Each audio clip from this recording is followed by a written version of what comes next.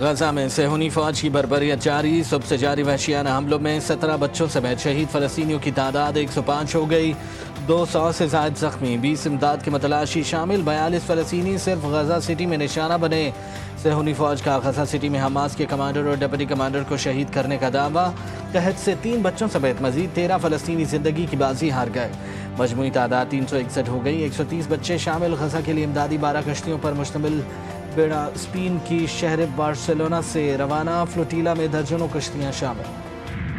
ستلج اور چناب میں انتہائی اونچے درجے کے سیلاب کا خدشہ، ستلج میں ہریکے اور فیروز پور پر اونچے درجے کا سیلاب متوقع، ایک بڑا سیلابی ریلا قصور میں داخل ہونے کو تیار، جھنگ، اوکاڑا، ٹوبا ٹیک سنگھ، ساہیوال سمیت کئی شہروں میں ہائی الرٹ، ہیڈ تریمو، ستلج میں گنڈا سنگھ والا اور قصور کے مقام پر شدید سیلاب ملتان میں داخل، شگاف ڈالنے کے لیے ڈائنامائٹ نصب، کویر والا میں 49 اور شجاع آباد میں متعدد گاؤں زیر آب، خانیوال میں ہیڈ ستنائے کے مقام پر 2 سے 4 گھنٹے اہم قرار دے دیے گئے۔ ملک بھر میں بارشوں اور سیلاب سے ہلاکتوں کی تعداد 881 تک پہنچ گئی۔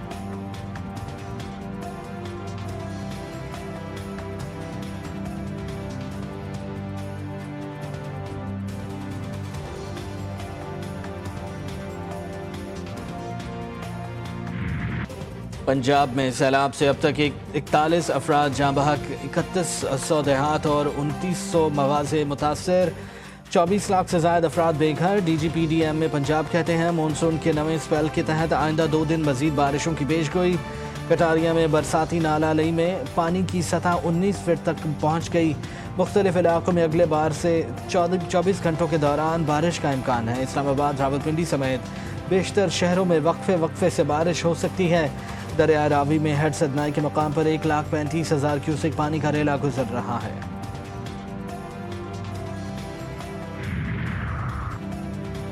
دریائے سندھ میں سیلاب سے کچے کی آبادی متاثر ہوگی، سندھ میں بیراجوں کی کیپیسٹی 12 لاکھ کیوسک ہے۔ D G P D M میں سندھ سلمان شاہ کی جی ٹی وی نیوز کے پروگرام لائیو ود مجاہد میں گفتگو، کہا 2022 کا سیلاب ہمیں بہت کچھ سکھا کر گیا ہے۔ سیلاب کے حوالے سے پورے سندھ کا ریکارڈ ہمارے پاس موجود ہے، اس مرتبہ سیلاب کے حوالے سے ہماری پلاننگ بہت اچھی ہے۔ 9 لاکھ سے اوپر آنے والا ریلا سپر فلڈ کہلاتا ہے، ہماری تیاریاں سپر فلڈ سے نمٹنے کے لیے ہیں۔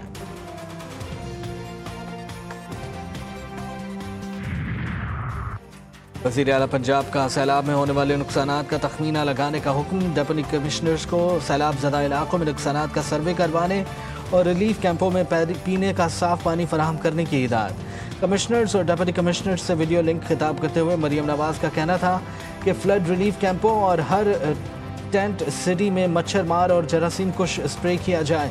لوگ بے سر سامانی کی حالت میں موجود ہیں، تنہا نہیں چھوڑ سکتے، پانی اترنے کے بعد بیماریاں پھیلنے کا اندیشہ ہے، اس چیلنج کے لیے پیش کے اقدامات کرنا ہوں گے۔ وزیر اعلیٰ پنجاب کی ہدایت پر سیلاب سے متاثرہ علاقوں میں ٹینٹ سٹی قائم۔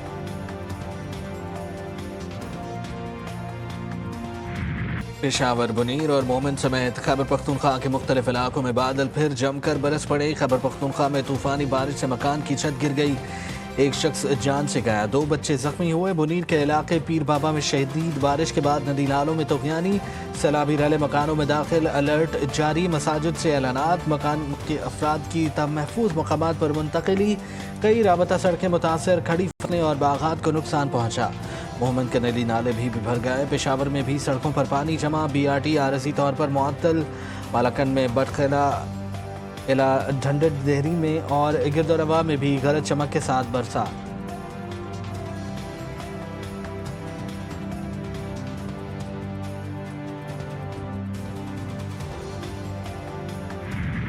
Pakistan has always been and remains our traditional partner in Asia.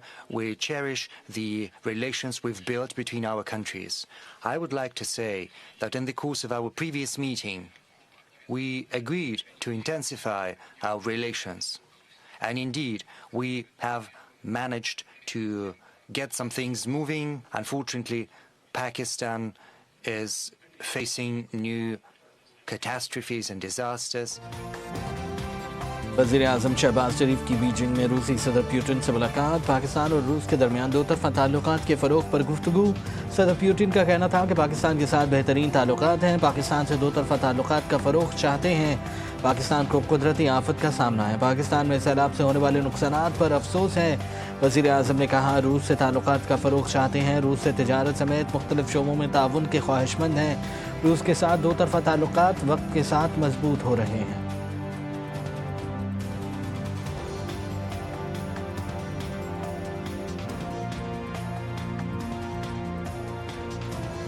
We have signed protocols in terms of how to promote our cooperation in the field of agriculture, in the field of iron and steel, energy, transport, corridor from Belarus and then Russia, Kazakhstan, Uzbekistan, Afghanistan, Pakistan. I think this is a very important corridor. چینی صدر نے کہا ہے کہ چین دہشت گردی کے خلاف پاکستان کی کوششوں کی مکمل حمایت کرتا ہے۔ چینی صدر نے وزیر اعظم شہباز شریف سے ملاقات میں اسٹریٹجک شراکت داری کو مزید مضبوط بنانے کے عزم کا اعادہ کیا۔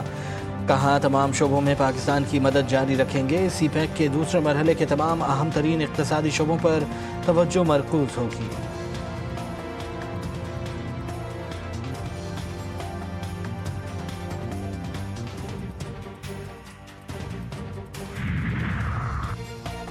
پانی پی جی آئی کی میڈیکل رپورٹ میں اہم انکشافات۔ میڈیکل بورڈ کی کان اور دانتوں کے حساس ہونے کی وجہ سے پہلی بار سپورٹو مینجمنٹ کی تجویز، باقی صحت کو بورڈ نے درست قرار دیا۔ جنوری 2024 سے پمس کی ماہر ڈاکٹرز بانی کا معائنہ کر رہے ہیں۔ جولائی 2024 میں بانی کے ذاتی معالج نے جیل کا آخری دورہ کیا۔ اب تک 15 سے زائد ڈاکٹرز نے بانی کا چیک اپ کیا ہے۔ پمس میڈیکل بورڈ نے حال ہی میں اڈیالہ جیل میں بانی کا معائنہ کیا۔ گورننس اور کرپشن معاملات پر آئی ایم ایف کے اعتراضات مسترد۔ پاکستان نے حالیہ رپورٹ میں اٹھائے گئے اعتراضات غیر حقیقی قرار دے دیا۔ حکومتی ذرائع کا کہنا ہے کہ آئی ایم ایف نے حقیقی جائزہ لیے بغیر سسٹم کی کمزوریوں کی نشاندہی کی۔ سرکاری حکام اور ملازمین کے اثاثوں کی رجسٹریشن لازمی قرار دی گئی۔ اصلاحات پر عمل درآمد یقینی بنانے کے لیے نگرانی کا عمل مستحکم کیا گیا۔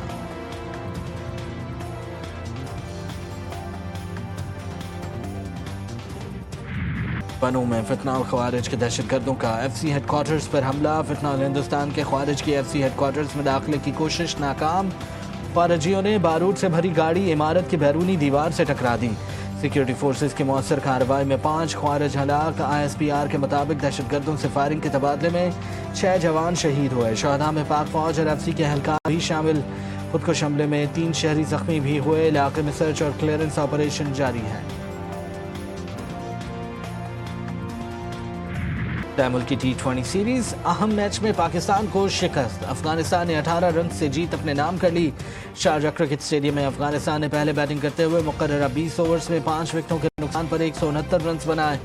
پاکستانی ٹیم 9 وکٹوں کے نقصان پر 151 رنز بنا سکی۔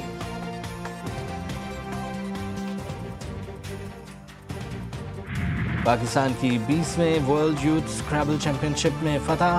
7 سالہ تیمور وسیم نے انڈر 8 ورلڈ چیمپئن شپ جیتی۔ کوالالمپور میں چیمپئن شپ میں ٹیم ٹرافی پاکستان کے نام رہی۔ پاکستان نے 6ٹھی مرتبہ یہ اعزاز حاصل کیا۔ اعظم صدیقی نے انڈر 16 ورلڈ چیمپئن بننے کا اعزاز حاصل کیا۔ بلال اشر نے انڈر 16 میں دوسری پوزیشن حاصل کی۔